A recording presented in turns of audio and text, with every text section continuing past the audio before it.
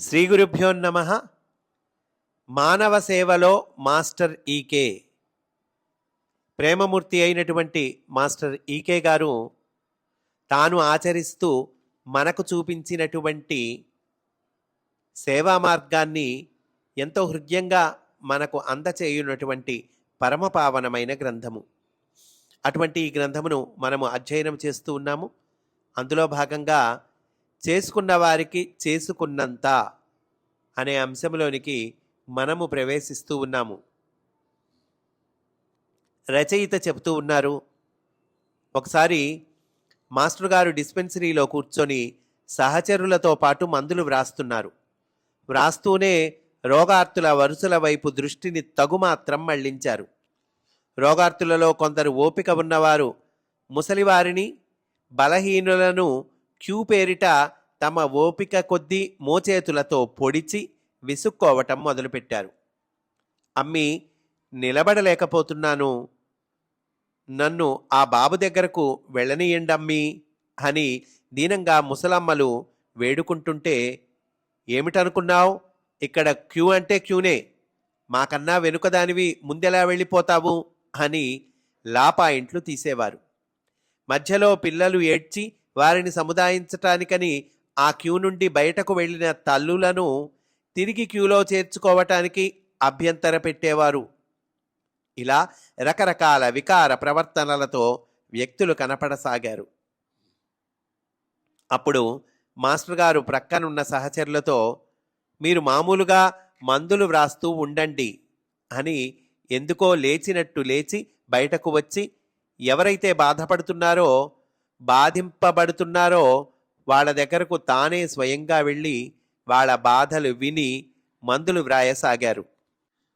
అలా వ్రాస్తూ ఉండగా ఇందాకటి ప్రవర్తనల వారు ఈ అవకాశాన్ని సద్వినియోగపరచుకోవాలని పోటీ పడబోతుంటే, క్యూ ఉందిగా పదండమ్మా, ఇంతసేపటి నుండి కష్టపడి నిలబెట్టుకున్న మీ క్యూని వదిలిపెట్టుకుంటే ఎలా చెప్పండి అని చురక వేశారు.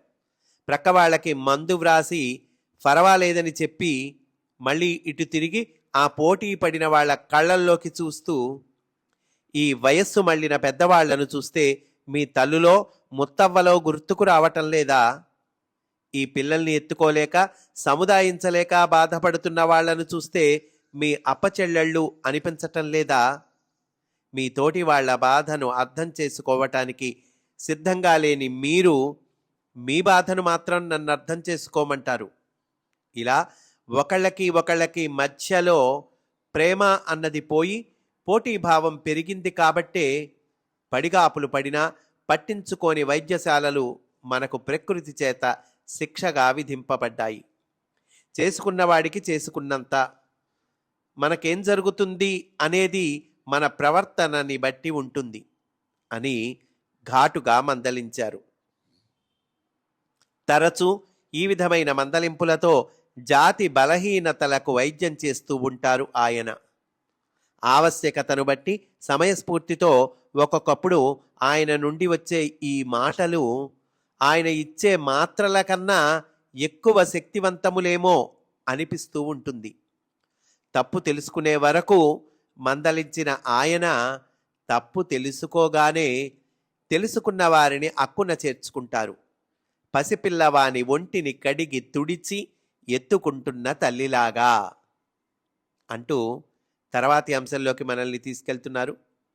వాళ్ళ కోసం మిమ్మల్ని అనేటువంటి అంశం.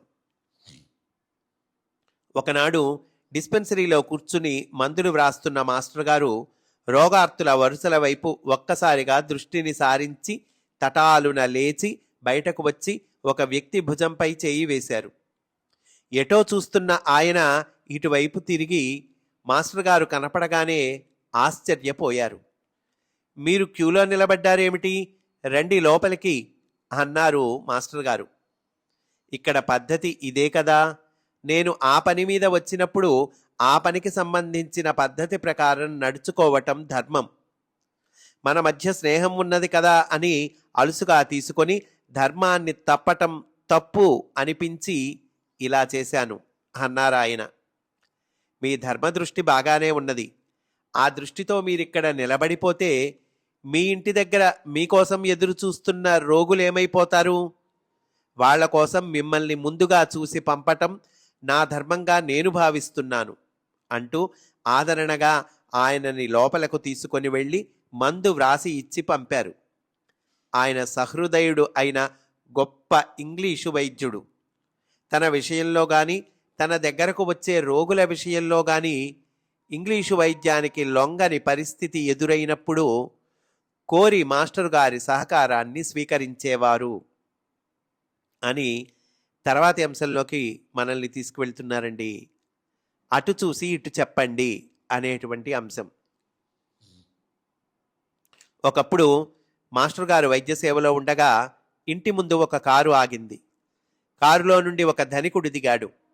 సరాసరి లోపలకు ప్రవేశించి మాస్టర్ గారికి నమస్కరించాడు. మాస్టర్ గారితో ఏకాంతంగా తన వేదనలను చెప్పుకోవటానికి అవకాశాన్ని కోరాడు. అటు చూసి ఇటు చెప్పండి అంటూ మాస్టర్ గారు వరుసలలో నిలబడ్డ రోగార్తులను చూపించారు. ఇక్కడ నేను వైద్యుడిగా కూర్చున్నాను. బాధను బట్టి అవకాశం ఇవ్వగలను తప్ప ధనాన్ని బట్టి ఇవ్వలేను. మీకన్నా ఎక్కువ అనారోగ్యాలతో మూలుగుతున్న వాళ్ళు క్యూలో ఎదురు తెన్నులు చూస్తూ ఉండగా నేను మీతో ఏకాంత సమావేశాలు నడపటం ధర్మమా? ఈ కాలపు ధనవంతులలో చాలామందికి ధనాన్ని చూపి అవకాశాల్ని పొందటం తెలుసు తప్ప ఆ ధనంతో మంచి పనులు చేయటం అంతగా తెలియదు. ఒక్క క్షణం మీ ధనమదాన్ని కాకుండా హృదయ ధర్మాన్ని పనిచేయనియండి. అప్పుడు చెప్పండి ఏది ధర్మమో, నేను అది చేస్తాను. సారీ సార్, అలవాటు చొప్పున ప్రవర్తించాను. నిలుచున్న వారి పని పూర్తయ్యే వరకు ఆగుతాను. ఇది హృదయపూర్వకంగా చెబుతున్న మాట అంటూ నమస్కరించి పూజా గదిలోకి వెళ్ళి కూర్చున్నాడు అని తర్వాత అంశంకి మనల్ని తీసుకెళ్తున్నారండి. ఆ దర్శనానికి విలువ కట్టలేం అనే అంశం.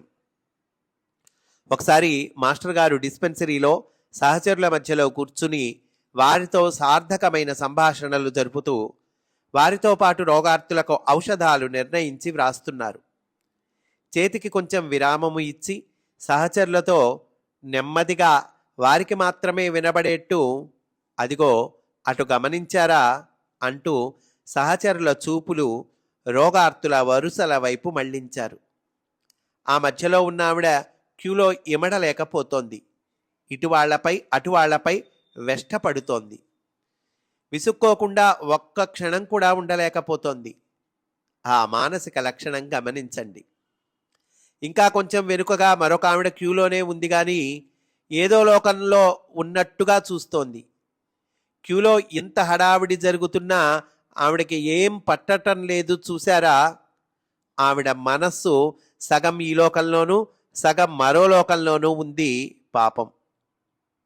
ఇంకా కొంచెం అటు చూడండి. ఆ కనపడుతున్న ఆవిడ క్యూకి కొంచెం దూరంగా జరిగింది అనుకోకుండగానే తోటి వాళ్లతో తన బాధలన్నీ వెళ్ళబోసుకుంటోంది. చూడండి, ఆ బాధలు చెప్పుకుంటుంటే ఆవిడ కళ్ళ వెంట అప్రయత్నంగా కళ్ళనీళ్లు వచ్చేస్తున్నాయి. చూసారా? ఆవిడకి కొంచెం అవతలగా మరొక ఆవిడ నోరు చేసుకుంటోంది. చూడండి, తనను గురించి అదే పనిగా గొప్పలు చెప్పుకుంటోంది.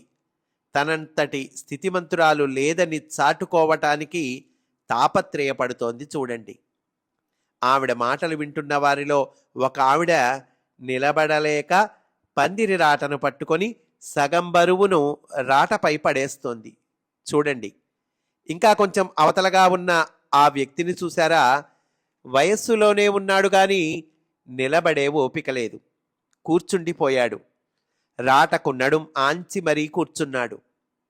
ఆ నీరస స్థితిని చూశారా? క్యూలో వచ్చి మధ్యలో చేరుతున్న ఆ వ్యక్తిని చూడండి. వేస్తున్న ఆకలికి తట్టుకోలేక ప్రక్కకు వెళ్ళి పళ్ళో ఏవో తిని వచ్చినట్టున్నాడు. అతని ఆకలి అంత నీరసాన్నిస్తోందన్నమాట. పోట్లాడుతున్న ఆ డెప్పకాయను చూడండి. వ్రేలెడు లేడు. వాడు ఇప్పుడే వచ్చి ఇక్కడే ఇప్పటిదాకా ఉండి వెళ్ళానని నిలబడ్డ వాళ్లతో పోట్లాడి క్యూలో చేరిపోతున్నాడు. ఎంత అడ్డంగా కోస్తున్నాడో చూశారా? ఆ ప్రక్కన మరో కుర్రాడు క్యూలోనే ఉన్నాడు కానీ వాడి కళ్ళు మాత్రం చెప్పుల మీదున్నాయి.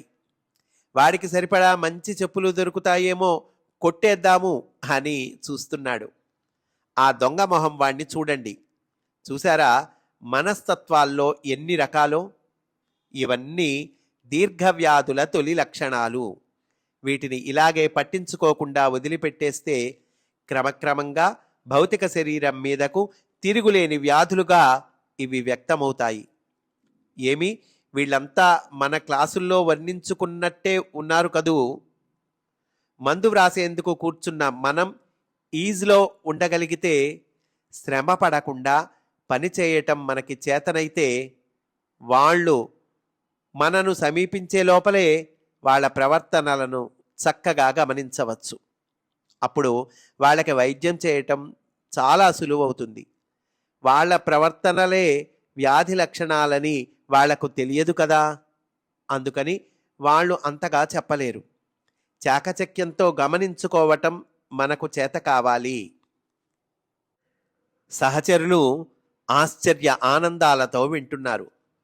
మాస్టర్ గారు చిరునవ్వుతో వాళ్ళ వంక చూస్తూ, మీతో పాటు పనిచేస్తున్న నేను ఏకకాలంలో వీళ్ళందరినీ ఎలా గమనిస్తున్నాననేగా మీ ఆశ్చర్యం. అందుకే చెప్తాను, వైద్యం నేర్చుకునేటప్పుడు శాస్త్రం, వైద్యము నేర్చుకునేటప్పుడు శాస్త్రం, నిర్వహించేటప్పుడు అది కళ అని. సహచరులలో ఒకని వైపుకు తిరిగి, అయితే వాళ్ళలో వాళ్ళు తమ లక్షణాల వల్ల ఇతరులతో ఘర్షణకు దిగుతున్నప్పుడు మాత్రం గట్టిగా మందలిస్తూ ఉంటాం.